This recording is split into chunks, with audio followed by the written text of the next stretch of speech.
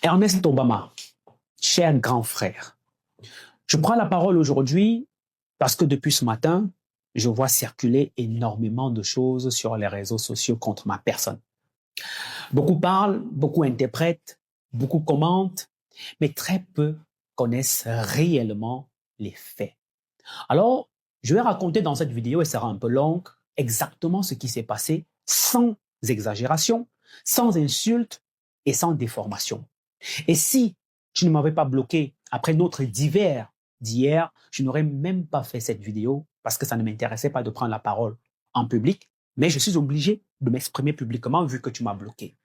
Hier, j'étais dans la région de l'Ouest Cameroun à l'occasion d'une cérémonie où j'étais invité. Et pendant que j'y étais, un aîné a envoyé m'appeler pour me dire ceci. Bruno, je te vois très proche d'Ernest Obama ces derniers temps. Je voudrais que tu lui transmettes un message. Ma première réaction était de lui dire, grand frère, vraiment, je ne veux pas me mêler de vos problèmes. Et il m'a dit, non, je tiens à ce que tu lui dises exactement ceci. Et il me dit, dis à Ernest Obama qu'il connaît tout ce que j'ai fait pour lui. Il sait ce que nous avons vécu ensemble. Il sait même que je lui ai évité la prison dans son affaire avec votre ancien patron, mais qu'il arrête de parler de moi dans ses émissions. Depuis notre séparation, à chaque fois qu'on se voit, il essaye de me fuir, mais moi, je l'appelle toujours parce qu'il reste un frère. Mais de là à toujours parler de mal de moi dans ses émissions, je ne suis pas d'accord. Et donc, dis-lui que la prochaine fois qu'il le fera, j'engagerai une procédure judiciaire contre lui. L'aîné en question me le dit devant 2 témoins. Et je lui dis, OK, grand frère, je vais lui transmettre ton message. J'ai même d'abord oublié de le faire à l'immédiat parce que j'étais sur beaucoup de choses à la fois. Mais sur le chemin du retour pour Yaoundé, je me suis donc souvenu de cette promesse et c'est là que je t'appelle, grand frère, Ernest. Dans un premier temps, tu ne décroches pas. Mais quelques instants plus tard, c'est toi qui me rappelles. Et la capture d'écran d'hier le démontre. Tu me dis, gars, c'est comment? Je sais que quand tu m'appelles, il y a la Joconde. Bon, la Joconde, c'est un peu pour dire qu'il y a un petit business, c'est notre langage quotidien. Et moi, je te réponds que non, c'est pas le cas, mais que je sors d'un événement à l'ouest et qu'un aîné là-bas m'a chargé de te transmettre un message.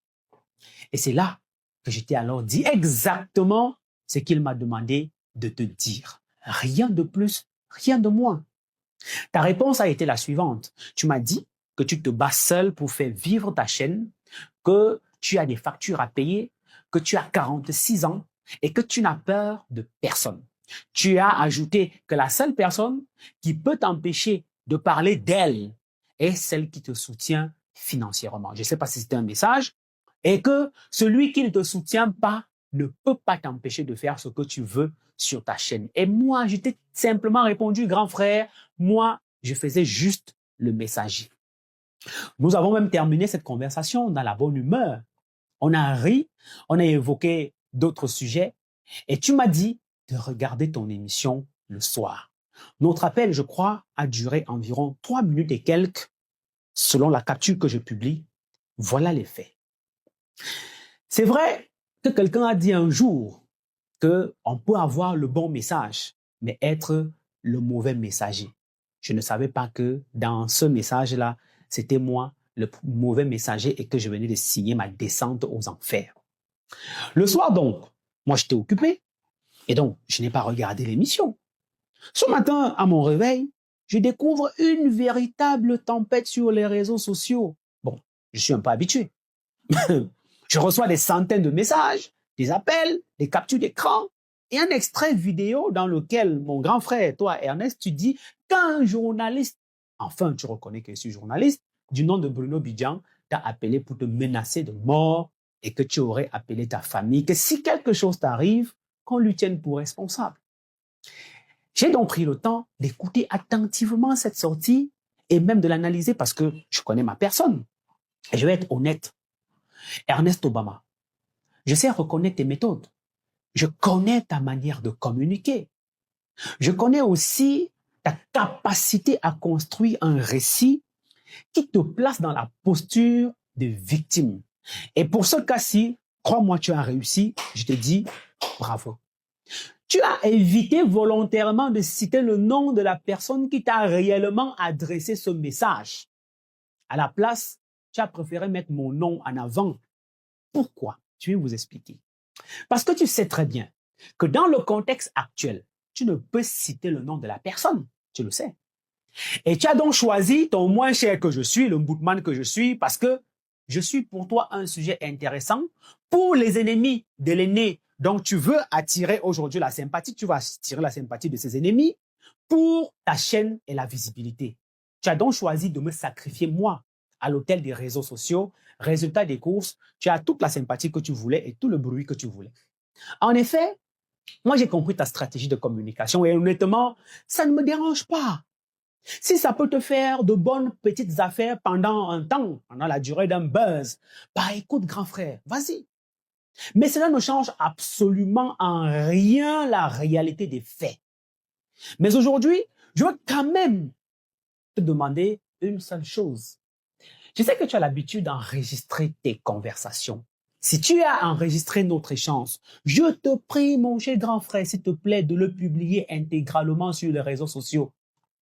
Je dis bien intégralement, afin que les Camerounais écoutent eux-mêmes le contenu de notre conversation, qu'ils entendent que je ne faisais que transmettre un message qui n'avait rien à voir avec la mort, ni avec moi. Ils entendent aussi le nom de la personne qui m'a demandé de te parler. Et qu'ils entendent surtout enfin qu'à aucun moment je ne t'ai menacé de mort. À aucun moment. Parce que cette histoire de menace de mort n'existe tout simplement pas. Tu l'as fabriquée. Mais franchement, qu'est-ce que j'en ai à foutre? Que tu reçoives qui tu veux dans ta chaîne, ça me sert à quoi, moi? En quoi est-ce que cela me concerne?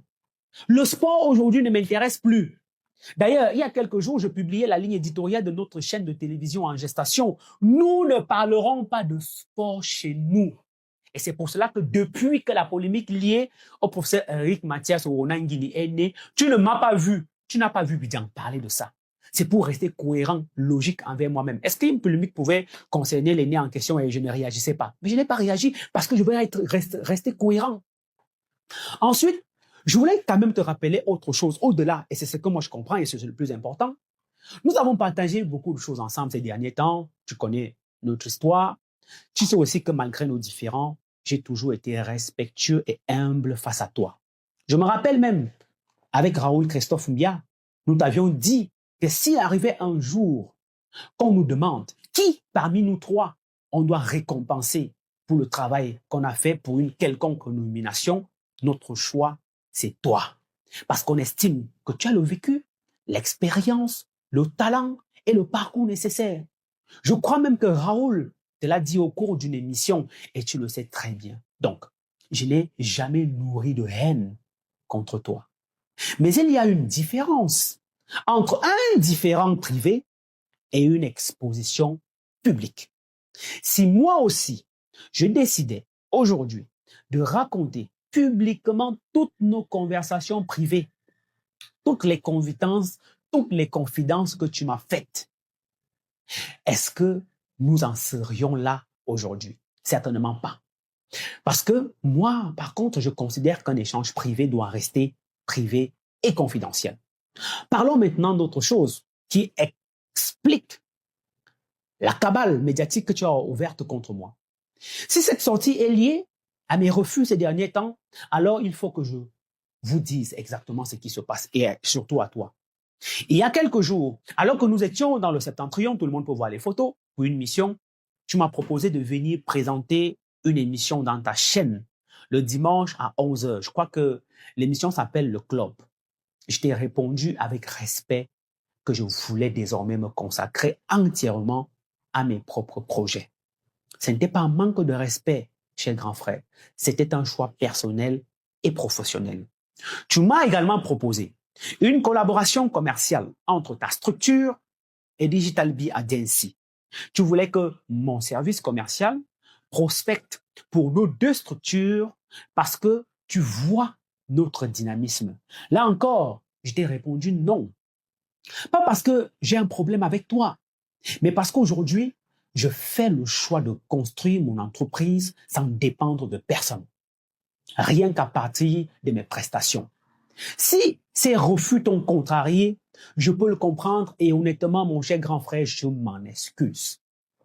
Mais cela ne devrait pas justifier que mon nom soit utilisé dans une polémique qui ne me concerne en rien.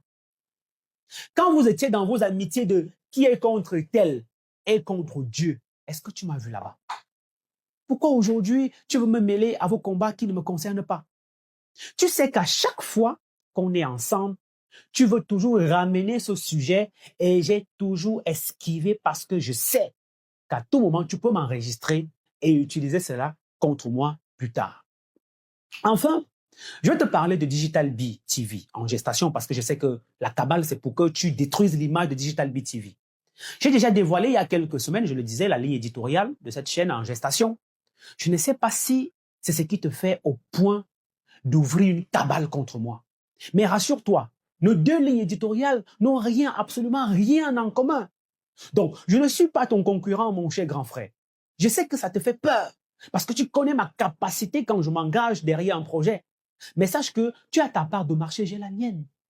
C'est toi qui essayes à chaque fois de venir te greffer à moi. Tu sais de quoi je parle. Tes amis, je ne les approche pas.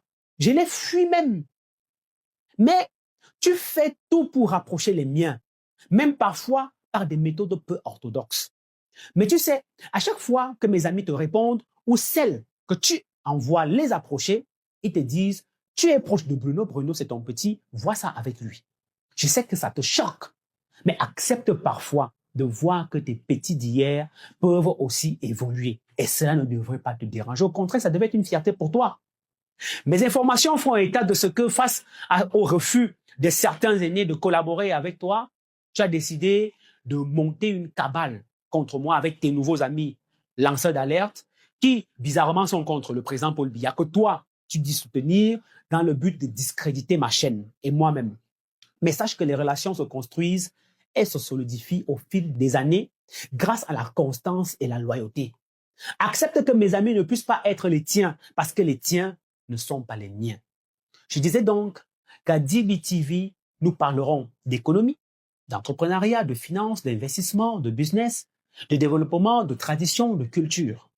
Nous ne sommes pas sur le même créneau. Tu peux recevoir Eric Mathias Ounangin ou n'importe quel autre invité, que cela ne m'intéresse pas.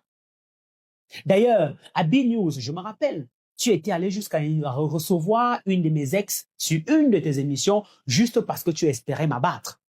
N'est-ce pas, nous sommes toujours là aujourd'hui. Tu fais tout pour que mon père soit avec toi dans ta chaîne, pour espérer flatter ton ego vis-à-vis de moi. Est-ce que tu as même eu un seul jour l'impression que ça m'intéresse? Je ne suis pas en compétition avec toi, cher grand frère. Tu es loin là-bas, moi je suis encore en bas. Mais je construis simplement quelque chose de différent. J'ai également constaté que tu m'as bloqué, ça je l'ai dit, sur tes différents canaux.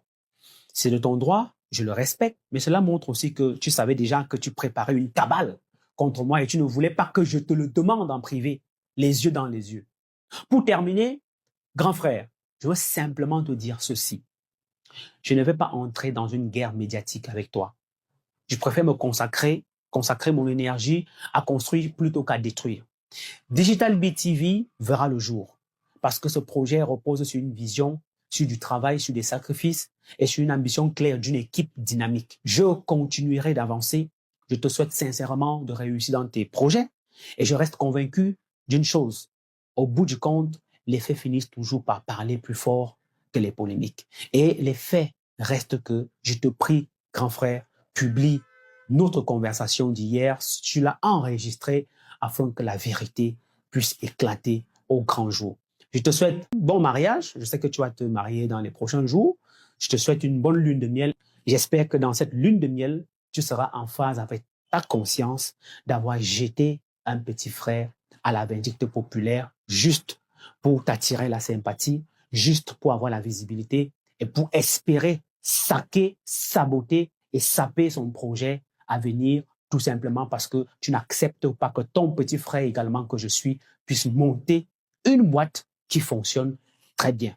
Continue dans ta cabale avec les Boris Berthold et autres, ça ne me dérange pas. Je te souhaite plein de succès.